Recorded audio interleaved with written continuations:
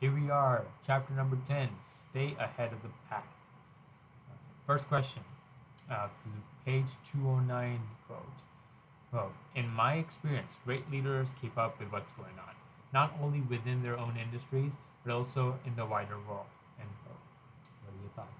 Do you do this often in your career or your life right now? As a student, definitely I did not. But as a student, if you are a student here, do you keep an eye on what's going on in your industry? And an industry could mean anything really. Like if you're if friend group, it could be your study group. It could be um, the policies and procedures that affect you and the school or the United States. But it could be very different.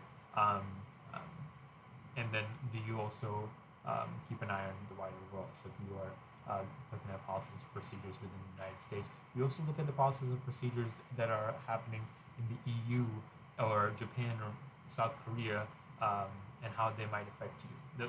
Those conversations that you continue to have, and if you are working a full-time job or a part-time job here as well, student, staff, or faculty, what do you look into to keep your head in the game, keep being ahead of the pack.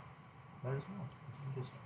Um, and definitely in higher education, we definitely try to keep head above water in the in our school, but we also like to look at trends that are happening across the nation.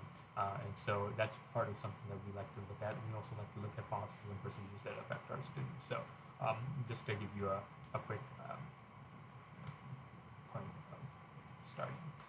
And then our last question, as always, is what stood out to you in this just chapter, and let us know down below. And so, as this is our last chapter for the week, and next week is our last week, uh, please definitely let us know any feedback or anything that you'd like to add for the last week.